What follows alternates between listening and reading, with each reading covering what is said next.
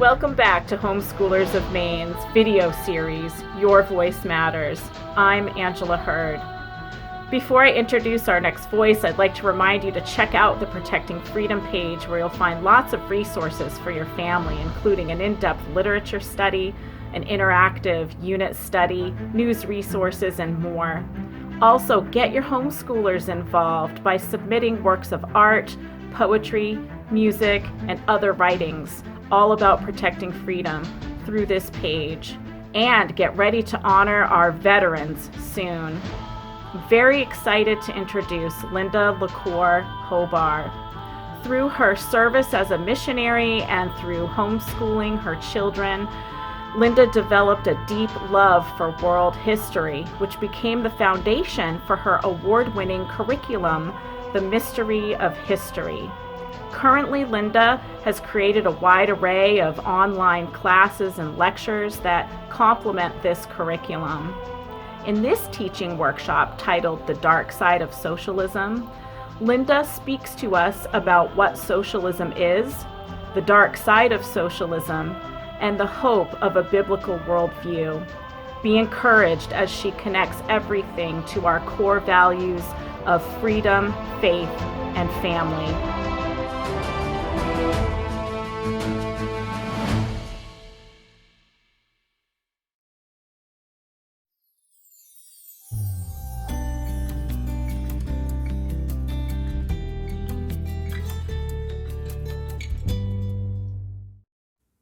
In a 2016 Gallup poll, 55% of young Americans stated that they favored socialism.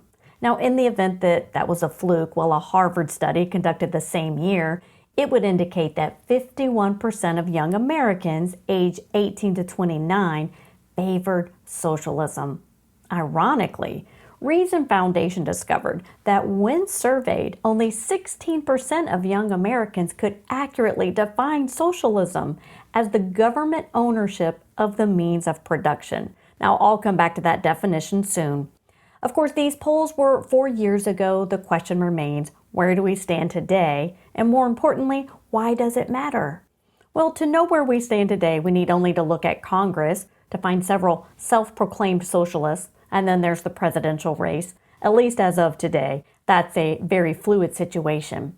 But a 2020 poll taken this year by Victims of Communism Memorial Foundation, it revealed that as many as 70% of young adults now favor socialism, and only 57% believe that the Declaration of Independence guarantees freedom and equality better than the Communist Manifesto. I think that last stat troubles me the most. Apparently, there exists some positive messaging about socialism, or what is perceived as socialism, or we wouldn't see these stats at all. Is it that when asked about socialism, that maybe young Americans, or perhaps even you yourself, that you associate it with the positive merits of social equality, social justice, or social media? It is common that these terms are lumped together even though they are not the same and they don't tell the whole story. Or is it that Polybius got it right? Now, he was a Greek historian who would say this, and I quote, he would say, when a new generation arises and the democracy falls into the hands of the grandchildren of its founders, they have become so accustomed to freedom and equality that they no longer value them. You know, Polybius would know. He actually lived well after the Greeks allowed democracy to slip through their fingers, which they did. Or is it maybe that more recently Ronald Reagan got it right? He would say, and I quote, freedom is never more than one generation away from extinction. Freedom, my friends, it really is an anomaly in history. It is not the norm. And so man drifts. Well, that leads me to, why does this matter? The truth is, we may or may not share the same political views. In fact, I would be naive to think that we do. But by tuning into this workshop, it is likely that we have at least 3 core values in common that are threatened by properly defined socialism. And those core values are freedom, faith, and family, particularly the home education of family. Therefore, it behooves us to know these three things. Number one, what is socialism really? Let's define it. Two, what is the dark side of socialism that has existed since ancient times? Now, the answer to that question will be revealed over about 100 slides I have soon to show you, so sit tight. And three, on a more positive note, what is the hope of a biblical worldview toward these matters? Now, if I may, I would like to jump ahead to point number 3 today and elaborate on that. That is the biblical worldview. That's just to help set the tone of this session. So here we go. For bringing up socialism, some would consider me brave or an alarmist. Actually, I am not brave, but I am compelled.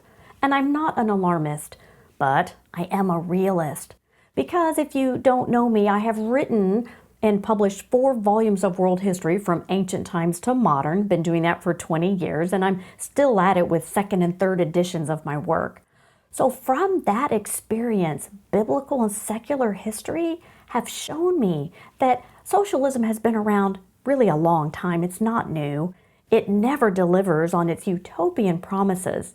And this man-centered system, at least the threat of it, it's not going to go away.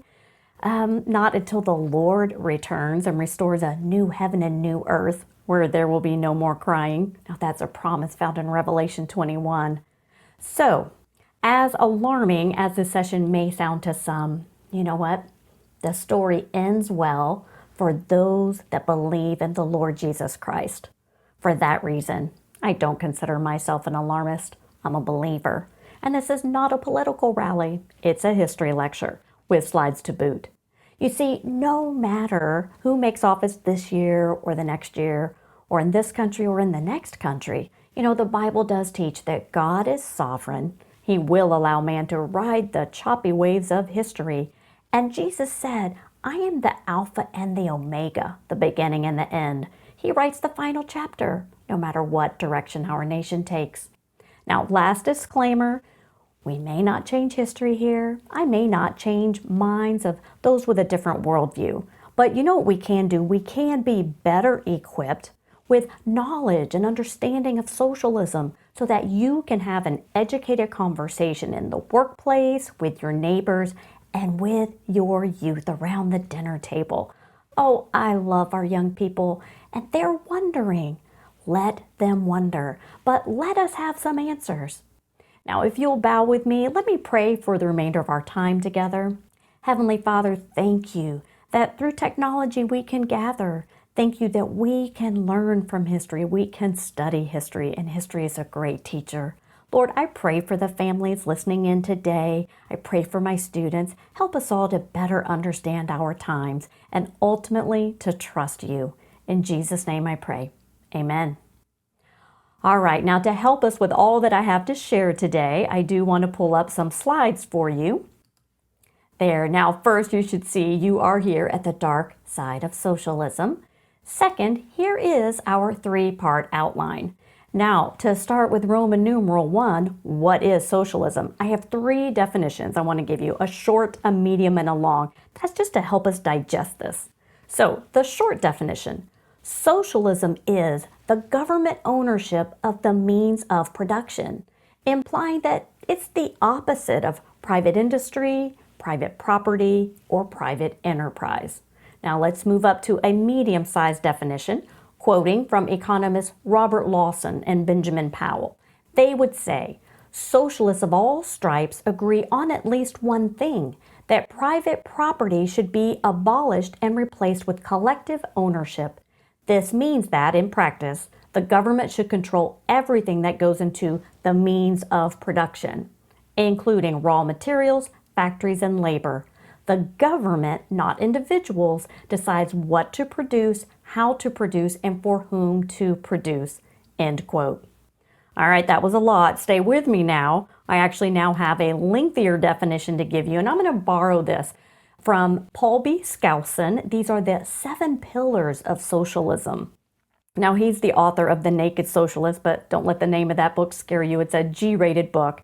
Now, I don't share the same theology as Mr. Skousen, but I do like what he has to say about socialism.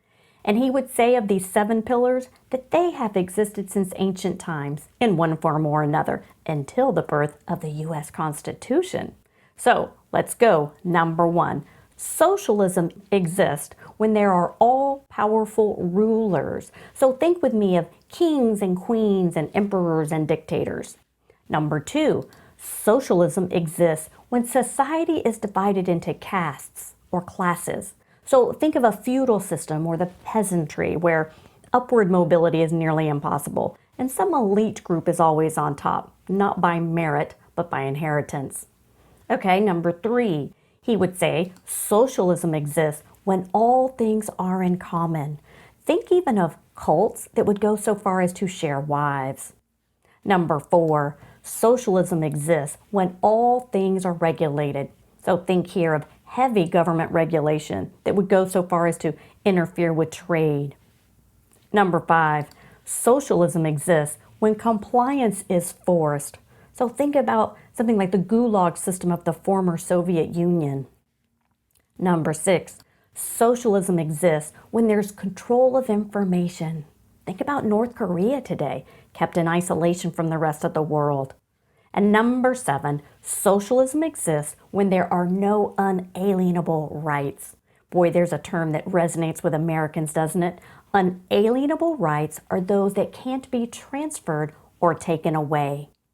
Now, as tempting as it is to just camp out here on the 7 pillars because they're rich, we do need to move along. We actually have a lot to cover to get to Roman numeral 2, which is the dark side of socialism through history. But please be encouraged because look, we've already covered Roman numeral 1 with our definition, and we really tackled number 3 already with the hope of a biblical worldview. So now let's take our time to go through point 2 here. Take a deep breath. To find the roots of socialism, I think that we could go back to the very first lie in the Garden of Eden. That's where, according to Genesis, Adam and Eve were tempted to doubt God and his one rule of governance. God said, "Don't eat of one tree." Of course, Satan whispered, "Oh, you won't die if you eat of the forbidden fruit. No, you'll be like God." Well, man in his cursed fallen state has been doubting God and God's rules ever since. All right, let's look at ancient Egypt in BC times. The pharaohs did in fact claim to be gods, and in doing so they ruled everything. By strict control, that was a form of socialism with multiple pillars in place. Well, what happened in ancient Israel? It kind of depends on when you look at ancient Israel. But the Israelites fared pretty well there under the judges because they followed God's laws and they lived under a representative government. Look sometime at how the tribes of Israel were organized under Moses and the judges. It was pretty awesome and lasted about 400 years. Of course, you may know that the Israelites in time, they whined in sin and rebellion to have kings like their neighbors, which then led to other troubles that come with a monarchy. Just think of King Saul. All right, what about classical Greece? Very interesting, those ancient Greeks. They woke up to the trappings of heavy-handed rulers, didn't they? And they practiced a form of democracy in the 5th and 4th centuries BC. But without a balance of powers and really without representation, they couldn't sustain it, as Plato predicted. Plato thought that philosopher kings would help them get it right. His hope was in mankind. All right, how did man fare in the Roman Empire? Well, tragically, the Roman emperors, they would mimic the Egyptian pharaohs in calling themselves divine, and they ran everything, which led to the persecution of the first Christians. By the way, the first Christians didn't practice socialism, at least not following the definition of government ownership of the means of production. No, they shared all things in common as a voluntary act of charity, and that was within the church. It was spirit-led. There is a big difference between government-sponsored welfare and private charity, which of course is what Jesus encouraged. But we've got to move on. All right, what happened after the fall of Rome, do you know? Well, you could say man groveled around in the Dark Ages, and in the Middle Ages he was a bit lost. But at that time, kings replaced the emperors, and they owned all the lands and means of production. and then they bartered it out to their knights in return for loyalty. Did you know that not even Karl Marx was a fan of medieval feudalism? Because he recognized that the peasants were trapped. There was no chance for upward mobility. Well, during the Renaissance, man turned toward his own accomplishments. Oh, and there's many. But you know, that turning didn't take care of his heart. So, running parallel to the Renaissance was the Reformation, kicked off by Martin Luther in 1517. Now, that was a matter of the heart. Interestingly, Luther's spiritual reforms would influence political reform because he promoted a couple things. One, he promoted personal responsibility before God, and two, he promoted the separation of the church and state, which really hadn't existed since the time of Constantine. Okay, what about after the Reformation? You following me? Well, that would be the period that we would call the Enlightenment. Some would call it the Age of Reason. And that's where men like Voltaire and Rousseau, they would tout that surely more enlightened rulers would save mankind from conflict, or at least rational thinking. But will it? Can reason ever deliver us from our sins? No, not according to God's word. You know, Romans 3:10 would say, none are righteous, not even one. And the Bible would also say, by grace you have been saved through faith. And this is not from yourselves. It is the gift of God, not by works, so that no one can boast. That's from Ephesians 2:8. Many of you know it. And that is the essence of the gospel, in case you're not familiar with it. Now, stay with me on the timeline. Following the American Revolution, which did what? It would break the stranglehold of a British monarchy. Well, our founders crafted a constitution in 1788 that is still rather remarkable. Now, if you didn't know this about American history, despite the Constitution's original blind eye to several things, including slavery, the plight of Native Americans, and women's suffrage, the United States would still be the first nation in modern history to thrive apart from a monarchy or a dictator or those 7 pillars of socialism that I defined earlier.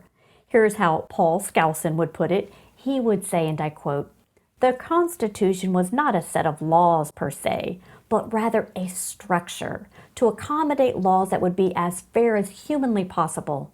It was a change in human history when that miserable tide of blood and misery could at last come to a halt." End quote. I feel like we ought to sing God Bless America here, because the American dream is real. Our founders killed feudalism and restored it and replaced it with merit and personal responsibility. There is opportunity for upward mobility. Our own Abraham Lincoln proved that, as did Frederick Douglass. Both are so inspirational. All right, let's stay chronological here. So, 60 years after the writing of the U.S. Constitution, Karl Marx, a German who never lived in America, he published the Communist Manifesto in 1848. Now, he thought he knew how to create the perfect utopia on earth, leaving God out entirely.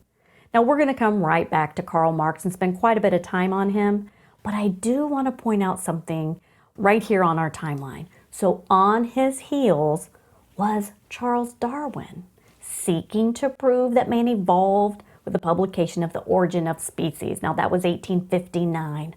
The timing was very convenient for Marxists who wanted to view man as ever evolving and heading toward socialism or communism, as if it were something new that had just not yet been perfected. Have you heard that before?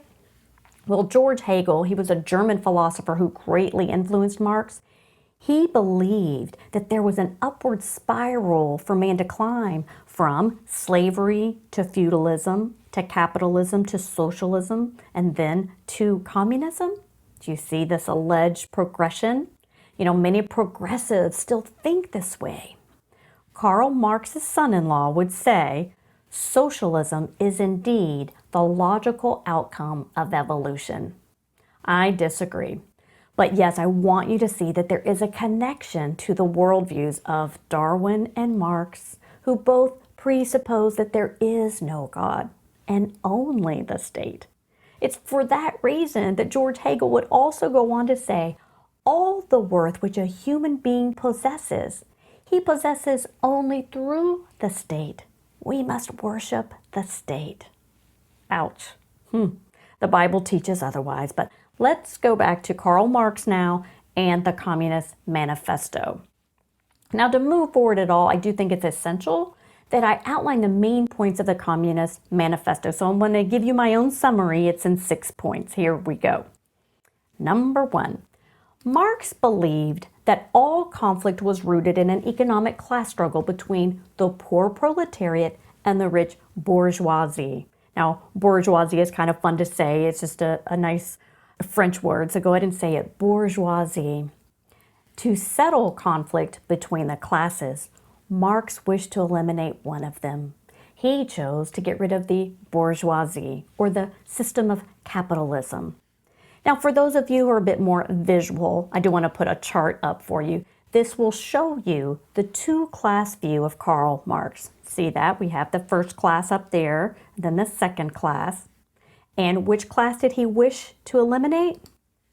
The top one, the first class, the bourgeoisie. So stay with me here. Let's go to step number 3. To eliminate capitalism, Marx sought to deprive the bourgeoisie of private property or private industry. Number 4, to take away private property, Marx encouraged the proletariat to use force and revolt. He even had a name for it. He called this the dictatorship of the proletariat. Now, number 5, according to Marx, once the proletariat achieved revolt, it would need a transitional socialist government, which is government-owned property and industry.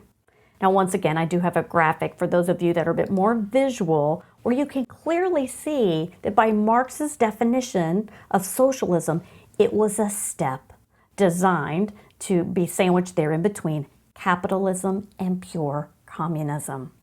Now, number 6, our last step, Marx believed that once socialism balanced out the haves with the have-nots by the forced redistribution of wealth, then classless, stateless, pure communism would be achieved, and mankind would exist in a freely developed association. Question: by Marx's definition of communism, does it or has it ever existed? No. But there are 5 nations today that if you Googled them still might be deemed communist, or they're trying to be communist, but really they are stuck indefinitely in socialism by strict government control. Do you know which ones they are? Here is a list. We have China, Cuba, North Korea, Vietnam, and Laos. Now, the 3 most socialist nations in our world today are North Korea, Cuba, and Venezuela, which isn't even on this list. We'll come back to it. Now, I think it's relevant to know that Karl Marx was born Jewish, which is why Hitler claimed to hate communists. He associated them with the Jews that he despised. But Karl Marx adopted atheism, which comes from the Greek theos, where means without, and theos means God. You see, Marx wanted a world without God, and he believed that religion was a hindrance to progress. And that is, in fact, what makes socialism a threat to faiths, numerous faiths. But to rule out my opinion here, let's compare Karl Marx's ideas to the Bible, which I believe offers us an authoritative source of truth. So number 1, Marx says that mankind's problems are centered in economics. Does the Bible teach this? No, the Bible teaches that mankind is born sinful as a result of the fall. That's from Genesis 3:16. Now, interestingly, the Bible does teach a lot about greed, but it would say we're born sinful. That's from the fall. Number 2, Karl Marx would believe that we could manipulate mankind's circumstances, and that'll make a better world. Does the Bible teach that? No, the Bible says that mankind can only be redeemed and made righteous through the blood of Jesus Christ. John 14:6. And there's a few other verses listed there for you. Number 3. In summary, Marx held to the idea that mankind could create utopia on earth somehow by his own doing. Well, the Bible reveals that the Lord alone in his time will restore the earth to perfection with a new heaven and a new earth. I mentioned that earlier as a promise that comes from Revelation 21. Well, wrapping this up on Karl Marx, he never implemented his ideas. He moved to London and died there after his publication, and he died in poverty, with his family nearly starving to death and in shambles. You see, he and his right-hand man, that's Friedrich Engels, they were not sure that the family unit, that which is defined by God, would support communism. These two thought that marriage was outdated, maybe harmful, and they fully supported the idea that children could be raised communally by the state and fare there better.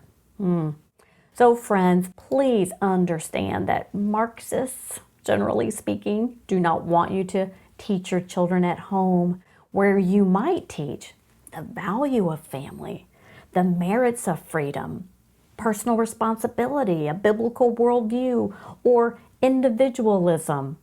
Now let me pause on that word, just a personal note on the word individualism. You know, that word gets a bad rap from socialists, as if individualism was greedy or selfish, but that's not how I mean this word here.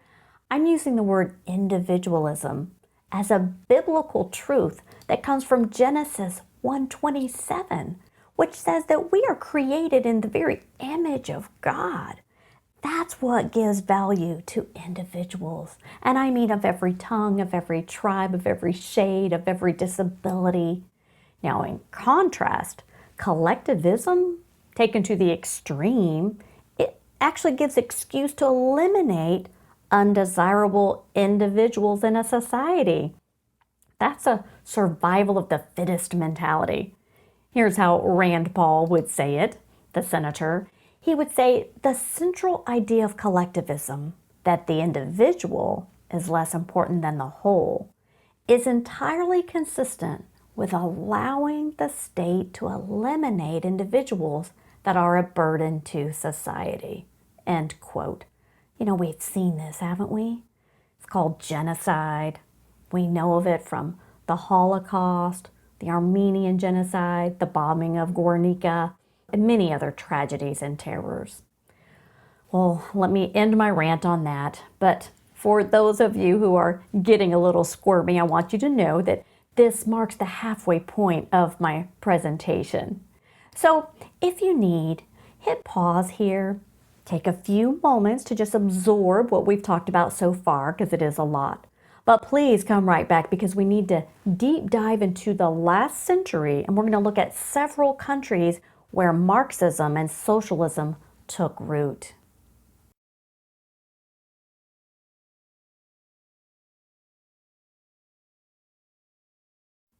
Welcome back to the dark side of socialism. Now, in summary, we have defined socialism. I've given you a biblical worldview toward the matter, and we kind of sped through a timeline all the way from creation to the time of Karl Marx. Well, now I want to slow down a little bit and hover over just a handful of nations that embraced Marxism and socialism in the last century. Of course, I do have photos to go along. Now, the first modern man to implement the ideas of Karl Marx was Vladimir Lenin. The story is that Lenin grew up in Russia under an all-powerful autocrat that was Alexander III, and later it would be Nicholas II. Now, I don't blame Lenin for wanting a better way of life. At that point in history, the poor peasantry, well, they were rather trapped in Russian feudalism. There was little to no upward mobility. You could say there was no Russian dream. So Lenin joined the Social Democrats, yes, that was their name, and he was exiled to Siberia. Why was he exiled? Well, Lenin wanted to bring socialism to Russia, saying, and I quote, "The goal of socialism is communism." Remember that. Now, the Social Democratic Party divided in 1903 between the Mensheviks and the Bolsheviks. Now, the Mensheviks, they wanted a peaceful revolution, and the Bolsheviks, they wanted a violent revolution. And yes, Lenin led the Bolsheviks. Now, I do have to give him credit for a pretty creative slogan for the Bolsheviks. It was this: peace, land, bread. I mean, it sounds good, doesn't it? As does most socialist free stuff, though it fails to get to the fine print, which is that it might require high taxes or tyranny or both to accomplish. Well, in 1917, Lenin led the Bolshevik Revolution, something you've probably heard of. He led it to oust a provisional government which had ousted the Tsar. But please, no, not all the Russian people were convinced that socialism or communism was the right system to replace the Tsar. And so Russia would plummet into a 4-year civil war over it. The White Russians fought against the Red Russians. Well, the Reds won with their strong Red Army and the use of brutal force. The Russians in their 4-year civil war would lose 8 to 9 million. In that time period, Lenin built about 107 prison camps, at least by 1920. That was to house his enemies, or perhaps his perceived enemies. Now, this time period would be nicknamed Red Terror, when the Russians would lose the freedom of speech, the freedom of the press, and the freedom of religion. Think about it, all that came along with this promise of peace, land, and bread. You see, socialist regimes historically impinge on civil rights rather than expand them. To get from a socialist government, you have to give on some freedoms. That's the dark side of socialism. It takes away freedom. Now, to just wrap this up on Lenin, in 1922, he founded the Union of Soviet Socialist Republics, better known as the USSR, or the Soviet Union. And what does that second S stand for? Socialists. Remember that. And when Lenin died just 2 years later, well, Joseph Stalin stepped in to take his place. Here's his story. Stalin wanted to expand Lenin's dream for the USSR, and he started with a 5-year plan in 1928. That's when the government grouped together farmers into collectives. And the plan demanded that all the farmers' produce be handed over to the state for redistribution. Now, this stripped farmers of individual rights and of private land. Why? Because according to economist Benjamin Powell, let's not forget, socialism in practice means that the state owns and controls the means of production. This is what socialism meant to Lenin, and this is what socialism means today. When farmers revolted, which they did, they were punished excessively. Stalin arrested these uncooperative farmers in the middle of the night, and he sent them to the gulags. That's a prison system. Now, these gulags were built primarily in Siberia, and you have to wonder, what is a Russian farmer to do? You see, he had no vote, he had no voice. To revolt is to be locked up. To give up his private means of farming, well, that would be to suffer famine, which was widespread from 1929 to 1933. And by famine, I mean that 6 million died of starvation by the end of the first 5-year plan. You know, reporters were banned, and we don't have very many photos of this. But isn't that the same number of Jews that were executed by Hitler? Yes, it is. The moral of the story here, be leery of government-run collectives.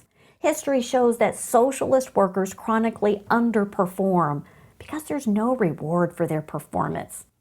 Now hold that thought, because we're going to look at man-made famine again when we look at China, North Korea, and Venezuela. Now meanwhile, I want to show you this. Stalin would proceed to destroy at least one large, beautiful cathedral, and what he wanted to put in its place was this palace to celebrate atheistic Soviet communism. Now, the Palace of Soviets, it was a shrine to man. It actually was never built. I think it probably cost too much, because this Soviet socialism, it really didn't prosper the nation as hoped. Well, last on the USSR, which did collapse from failure on Christmas Day in 1991. That's another story. But I do want you to know that the Gulag system, it was not completely shut down until 1986. That was under Mikhail Gorbachev, who at present is still living. But anyway, approximately 18 million people were subjected to the gulags. That was over a 57-year time period, and it was designed to coerce the population. Again, that's the dark side of socialism. It requires coercion.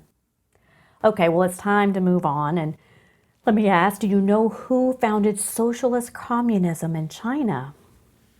Well, Mao Zedong is the answer. The story is that the Chinese, like the Russians, they will fall into a civil war over socialist communism. The nationalists, they're led by Chiang Kai-shek, and then the communists, they were led by Mao Zedong. And like Russia, those fighting for communism would win. And Mao proceeded to form the People's Republic of China. That was in 1949, just right after World War II. Now, Chairman Mao, as he called himself, he would proceed to follow the playbook of Marx, Lenin, and Stalin. And just like Stalin, he grouped farmers into collectives through another 5-year plan. Did he not study history? Now, it too failed, and it led to the starvation of about 800,000. No profit to the farmer results in no incentive for the farmer, results in low production from the farmer, results in famine. Well, he would also try to stamp out religion. Mao, though, persecuted Tibetan Buddhists, which would put the Dalai Lama into exile. He's been there for 61 years. He's still in exile. Mao would also hurt or kill about 1 million in Tibet over religion. Now, to maintain power, he would form the Laogai system. That was their prison system, and I think he put away as many as 50 million individuals, those who would not comply with the state. Now, when the collectives failed, which they did, Mao then put forth the Great Leap Forward, later a Cultural Revolution, and he would try to make a steel giant out of China. Now, in doing this, he actually would lead the nation into the starvation of 20 to 30 million. You see, in this photo, what you have here are backyard steel furnaces that are replacing farm equipment, because under socialism, the state dictates all means of production, right? And when Mao pushed steel production, he disrupted the natural chain of supply and demand that results from private enterprise. Now, here's how Frank Decotter would put it. He's a Dutch historian who specialized in Chinese history. He would say, and I quote, "Is there a more devastating example of a utopian plan gone horribly wrong than the Great Leap Forward in 1958? Here was a vision of communist paradise that paved the way to the systematic stripping of every freedom, the freedom of trade, of movement, of association, of speech, of religion, and ultimately the mass killing of tens of millions of ordinary people." End quote. Oh, friends, the possible death toll under Mao Zedong due to failed policy, famine, and coercion, it's about 70 million.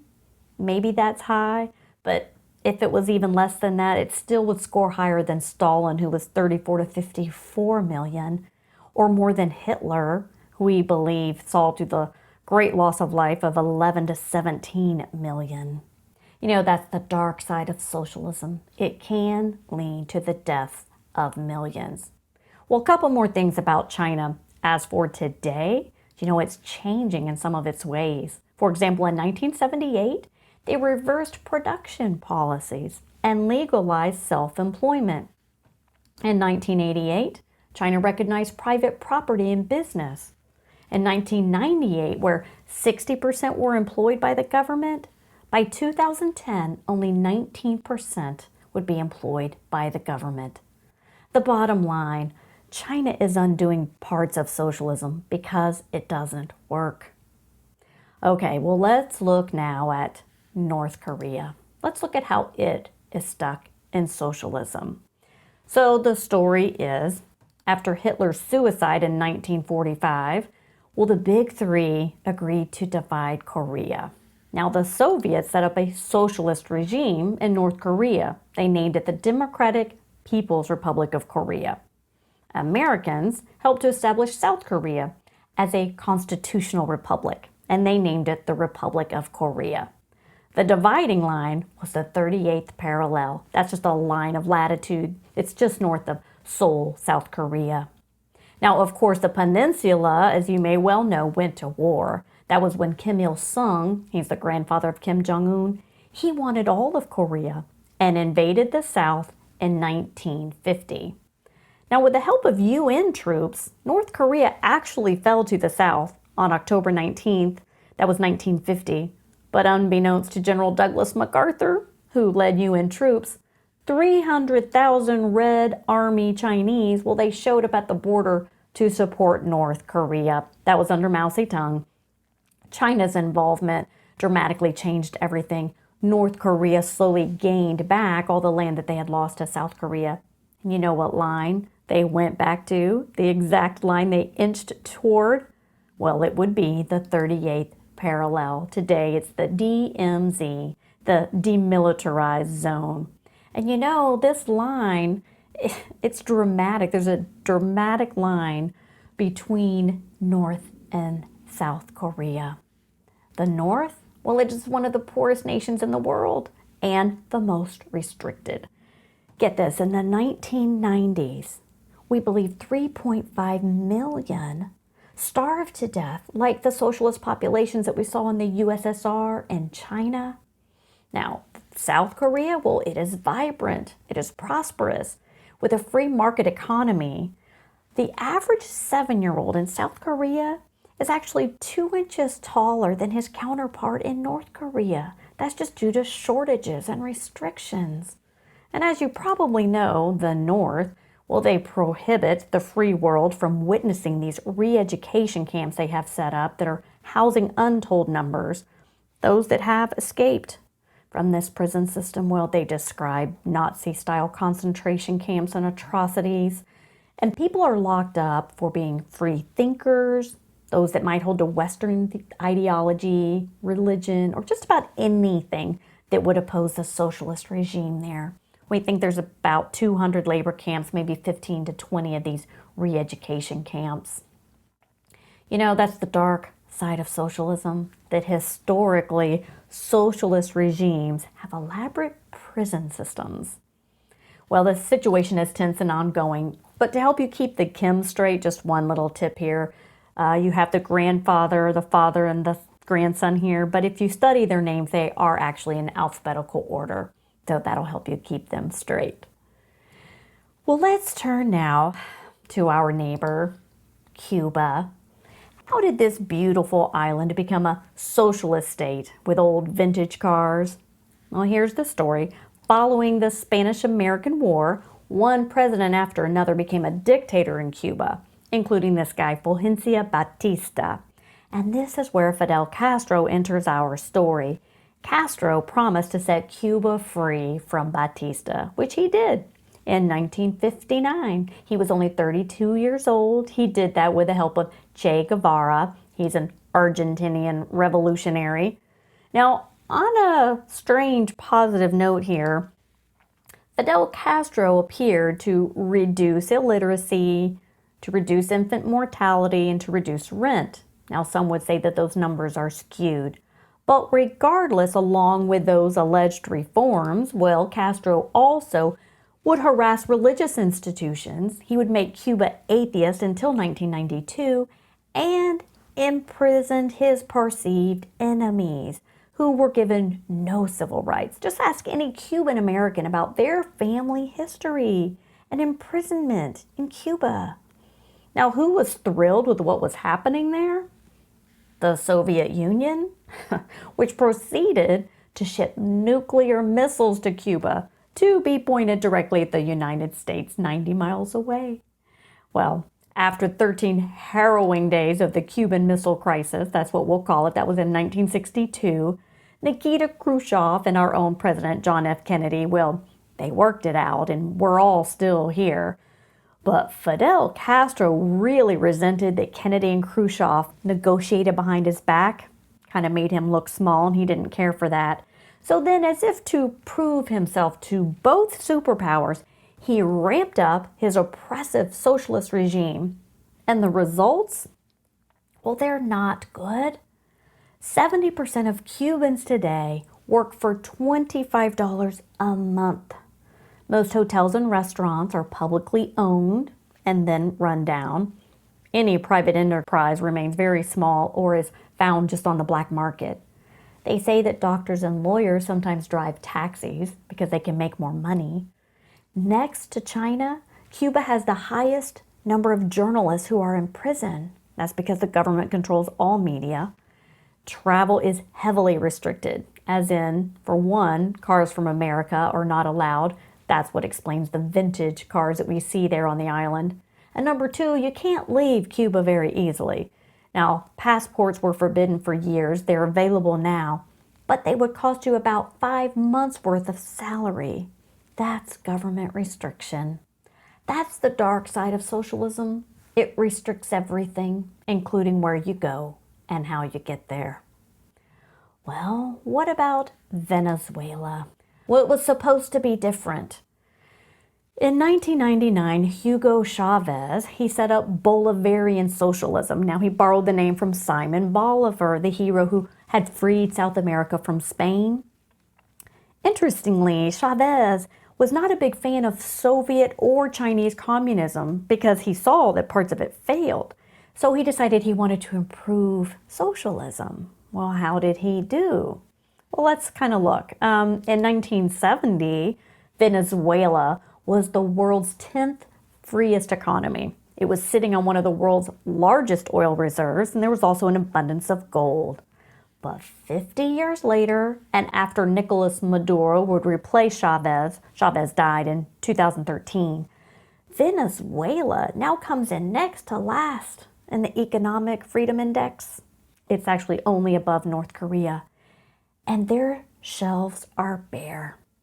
What did Chavez do? Well, he had nationalized key industries. He created an extensive welfare mission, and then he took control of 10 million acres of private farmland to make it public. And as we've seen before, people go hungry or starve under government collectives that just can't hand out enough government subsidies. You see, handouts, historically speaking, lower productivity. You know, in 2017, the average Venezuelan lost about 24 pounds. There are citizens there who will eat from dumpsters, as your picture shows, and in extreme cases, they've been reported as eating their pets there. And while the people have suffered and lost weight, Chavez's daughter, Maria, well, she became the wealthiest woman in Venezuela, sitting on about $4 billion in the bank. That's not equality. That's not the redistribution of wealth as promised. That's the dark side of socialism. Pray for the people of Venezuela. Well, now clearly I've shown you now the worst of the worst examples of socialism on this historical tour. And I didn't even have time to get to Vietnam or to Cambodia under Pol Pot. There's a couple of stories for you. But I know some of you are thinking, well, what about Canada? Isn't it socialist and successful? Well, no, Canada is not socialist. It is actually a parliamentary democracy with a mixed economy. Yes, there are high taxes there that support generous social welfare programs in medicine. But Canada is 9th on the Index of Economic Freedom. We're 18th. So economically, they're actually freer than we are. And let me please add this about socialized medicine in Canada. Well, many are clamoring back to privatized medicine just because of the long wait lists that are created by this system. According to experts, it takes 21 weeks to receive specialized medical treatment in Canada and about 39 weeks to receive any orthopedic surgery. So this is not a flawless system. Okay, well, maybe you've heard that Europe was socialist. And you've heard that because the continent certainly experimented with socialism in the 1970s and the 1980s, minus concentration camps. You know, England even tried socialism earlier than that. That was under Clement Attlee, who right after World War II, he would nationalize coal, railroads, and more, but it didn't work. You could say that several European nations, especially in Scandinavia, that they just took social programs as far as they could without going bankrupt. And they're actually now swinging in the opposite direction. Here's how Rand Paul would say it. He would say, it isn't so much socialism that explains Scandinavian success, but rather Sweden's turn away from socialism. He's referring to that in the 1990s. He would also say this: 90% of Scandinavia's combined wealth is privately owned. That's not socialism. But just to be clear, in 2015, Lars Rasmussen, Denmark's former prime minister, he would say, and I quote, "I know that some people in the United States associate the Nordic model with some sort of socialism. Therefore, I would like to make one thing clear. Denmark is far from a socialist planned economy. Denmark is a market economy," end quote. All right, well, what about the United States, which, as mentioned before, is 18th on the Index of Economic Freedom? Well, I'm going to have to kind of go quickly here due to time, but let me just back up to the early 1900s on this note. Where Marxism failed to take root in American history, in part because of the U.S. Constitution, the Progressive Party stepped in with some very liberal ideas, and it was actually started by Teddy Roosevelt. That was after his presidency. Now, the Progressive Party was absorbed by the Socialist Party of America. It had been founded in 1901. It dissolved after 70 years, but it was born again. It would be the Social Democrats USA. Now, that party still exists, but it is overshadowed by a larger group today, and they are titled the Democratic Socialist of America. Now, to be clear, they are not a political party per se. They are an organization that supports various socialist candidates. Membership has grown from 5,000 to about 50,000 in the last 20 years. Now, just a little bit of their jargon from their own website to keep in mind. The DSA would say, and I quote, "We are socialists because we share a vision of a humane social order based on popular control of resources and production, economic planning, equitable distribution, feminism, racial equality, and non-oppressive relationships," end quote. Well, I too support racial equality and non-oppressive relationships because that's biblical. But the words that are in black on your screen, the control of resources and production, economic planning, equitable distribution, that is Marxism historically speaking. But if you think maybe I'm exaggerating and you wonder where the DSA stands on capitalism, well, you could get this t-shirt. It's for sale on their website. Now, it is a red DSA arm strangling a snake that is titled Capitalism. The red arm is choking it. And their website goes on to say in so many words that capitalism will be hard to stop, so until they can stop it, they will dedicate themselves to a wide array of social causes that happen to appeal to young people. You know, I believe that last sentiment truly helps explain why maybe 50 to 70% of young Americans favor socialism. I think they favor social issues, which is not the same thing at all as the government-owned means of production. Listen to me, young people. Please support your social causes. I want you to. The world needs your passion, but don't vote away your freedom in the process. Don't give it away for your children or your future grandchildren. Don't vote away my freedom or the freedom of your parents or your grandparents.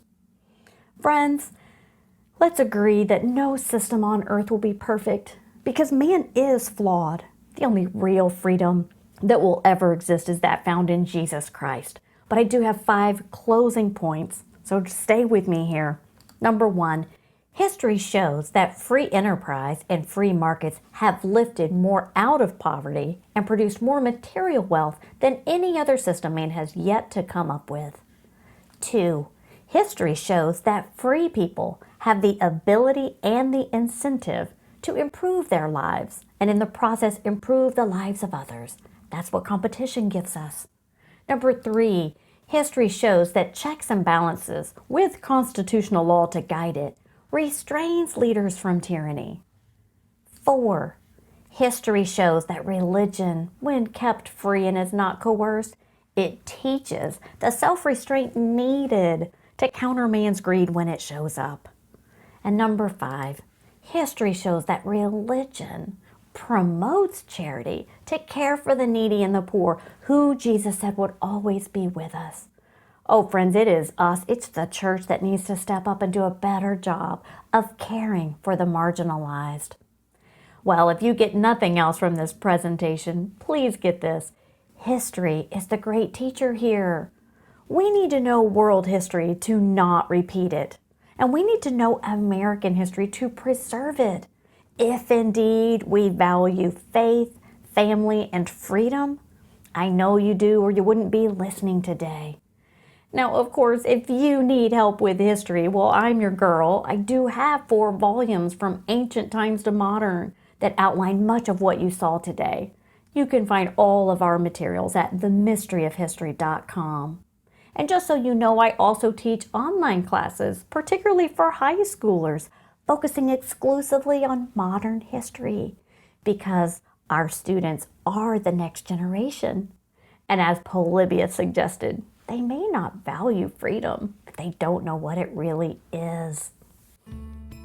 Thank you so much for joining me. I know that was a lot of information. If you have questions, there's ways to connect with me through social media. You can follow me on Facebook, and you can subscribe to my newsletter at themysteryofhistory.com. Now, in closing, may the Lord bless you and keep you. I'm Linda LaCour Hobar for the sake of the mystery.